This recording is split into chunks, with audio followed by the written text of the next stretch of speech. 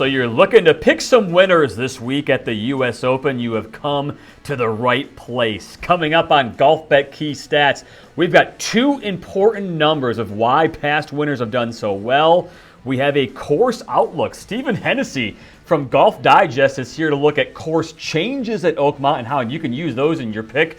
And we're looking back at Dustin Johnson, the last time we saw a winner at Oakmont for the U.S. Open. Let's start with this. The winner is going to start fast. The last four winners were all inside the top 7 after the first round at the U.S. Open. 8 of the last 11 winners inside the top 2 after the cut. In fact, this in the PGA Championship saw the biggest discrepancy between winners and the average score in the first 2 rounds of any event the last 8 years on the PGA Tour. Stephen Hennessey here from Golf Digest joining us here on Key Stats. Stephen, we got a lot of great information to give the viewers here this week.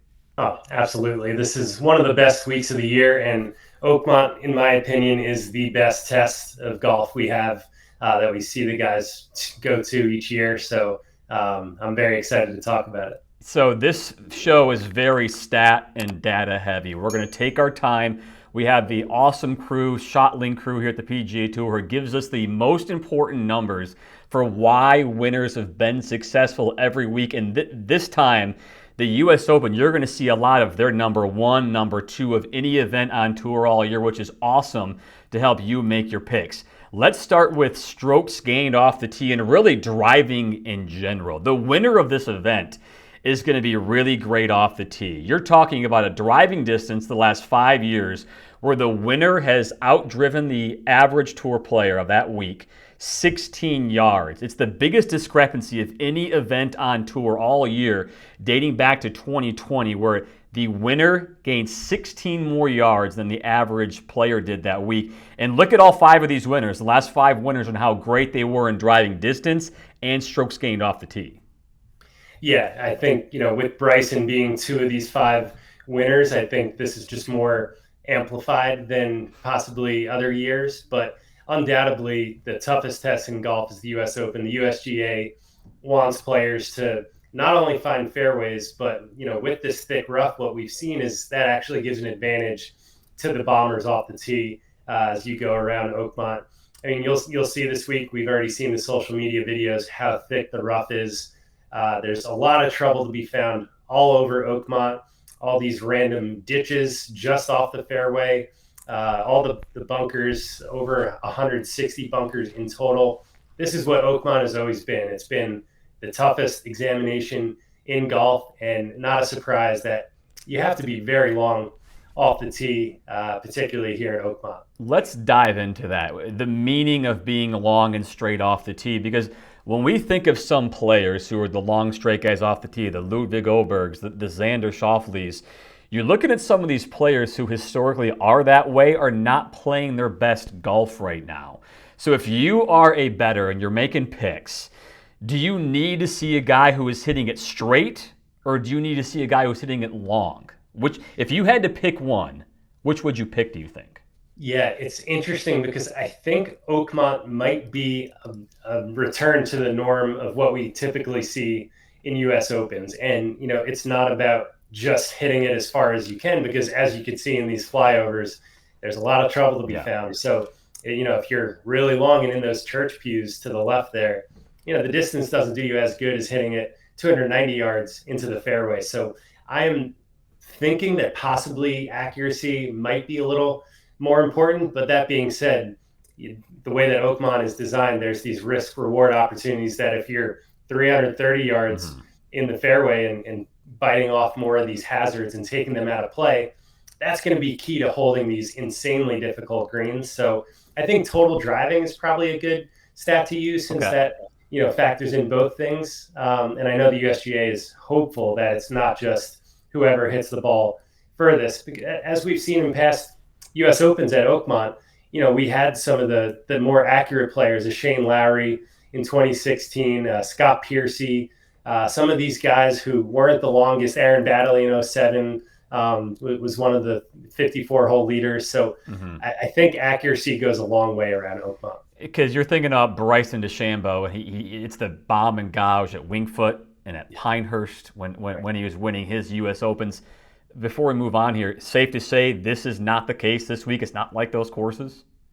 A lot of those greens at Oakmont, you can run the ball up, similar to what Bryson did at Wingfoot. And at Pinehurst, there wasn't too much rough just off the fairway. There's more of those waste hazards. Yeah. The further you get away from the fairway. So I'm thinking we have sort of a combination of both here. Bryson, he doesn't miss very big too often. So I think, him and Scheffler, have a huge advantage here, but really key is going to be avoiding those hazards off the tee. These guys know that's paramount at Oakmont. So if we call total driving our most important stat, it kind of goes hand in hand and correlates with our second most important stat of approaching the green, and specific greens in regulation, because if you follow me here, the longer and straighter you hit the ball, the more opportunity you have to hit the green. If you're hitting it in the rough, you're not going to hit as many greens as you would if you were hitting it in the fairway.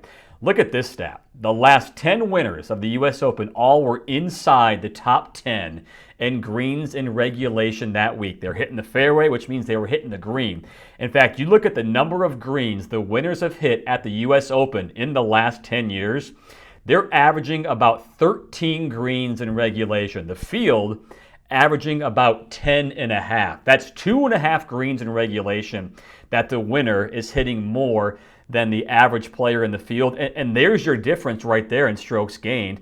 2.5 to 3 shots around is right there in those 2.5 to 3 greens in regulation. Yeah, 100%. These greens are so difficult. So if you miss in the wrong spot, you're staring bogey in the face. So you got to find a way to find the green. And these greens they're not just really undulating, but they're huge. And if you're in the wrong spot, you're looking at 3 putts. Oakmont has such a higher percentage of 3 putts compared to tour courses as well. So, it's really important just to find the green, but also finding it in the right spot, similar to Augusta National, where some of these hole locations, guys know where to miss and where not to miss. That's the same concept applies here at Oakmont. Yeah, one thing that I do want to highlight, going back to these numbers here on the bottom here, this is my favorite stat of the entire week, Stephen. This is the largest difference, that 2.5 greens in regulation, 13 to 10.5 greens hit per round. The largest difference in greens hit between a winner and the field average of any PGA Tour event in the last 10 years. 2.5 greens is the largest discrepancy between winners and average players. Do you find that surprising? I don't, based on what the U.S. Open is. And I think that number might even be larger at Oakmont because, if you miss these greens, like I said, it's going to be a lot of trouble. And the speed of these greens, I mean, it's one thing. You can't just land it right on the green. I mean, the shot that you showed at the first hole, we're going to see guys landing the ball about 50 yards short of the first green and trying to run it up there. That's really important. It's such a strategic test here at Oakmont, and finding greens, that's just going to reduce the number of bogeys you're going to make, which is so key in a U.S. Open. I think one thing that people who are making picks each week probably get in their head and negatively about a little bit is they probably study stats too much and look at guys, this guy's only 100th in greens and reg, or he's 98th in strokes gained approach. At what point, when you're looking at making a pick, do you look at stats and say that really isn't that relevant? How bad does a player need to be in a stat for you to pick against him? Like, is there a fine line, or should it not matter? Yeah, I find in these major weeks, particularly, the stats that we have from the PGA Tour and ShotLink, they're based on the average tour course, which is just a totally different animal than what Oakmont is going to be. So, I think it's great to establish a baseline and sort of narrow the field. And if someone is, really below tour average in a particular category, it's worth throwing them out. But especially in these major weeks, I kind of use an eye test more so than other weeks, and knowing how they compete on tougher courses versus, an average tour venue, I think it is really important here. I think you have to study these holes. You have to study what's, important here, and that's an all-around game. It's, like you said, off the tee, greens in regulation, and you have to reduce three putts here. So three putt avoidance is another huge one, and I like to filter it out based on toughest courses that we see on tour as well. Another thing we wanted to do today was highlight the past examples that we've seen from Oakmont. The last one, 2016, when Dustin Johnson went on to get his first major. And again, these are complementing what we said off the top of the show. DJ was T2 after the first round. He was first after the second round. He started fast, just like every other winner. He was first in greens and regulation, said that was super important. And then he was first in scrambling. Do you think that's a coincidence, or do you think there's something to scrambling? Is it Oakmont in specific? Is it a U.S. Open in general, with scrambling being important?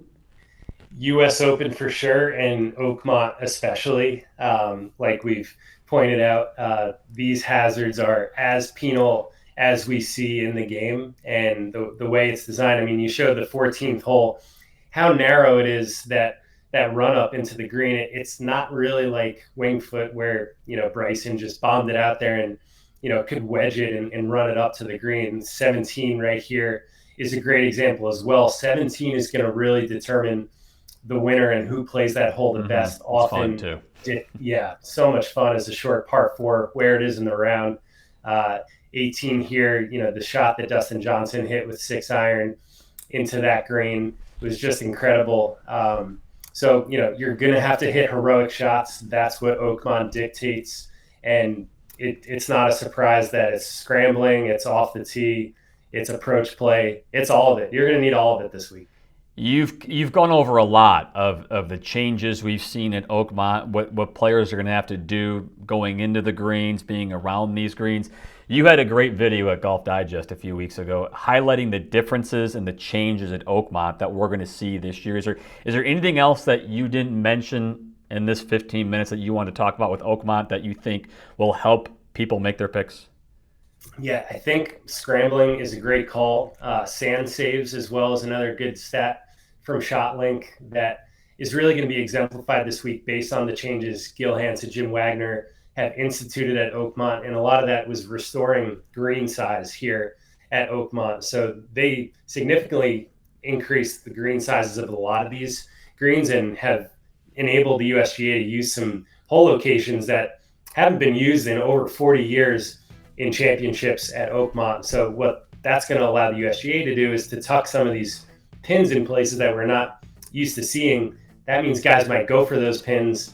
If they're smart, they're not going to, but that's going to really put an emphasis on scrambling more so than other weeks. So I think going into this week, you never know, Chris, before the championship starts, but I think driving accuracy and scrambling, some of these stats that can be a common denominator, not just the bomb and gouge approach. I think those are going to have more of an emphasis than a usual PGA Tour week, and even more of an emphasis than other majors like we saw at Quail Hollow, for instance. It's interesting you say that because we haven't seen an Oakmont U.S. Open in almost 10 years. We've said that a couple of times.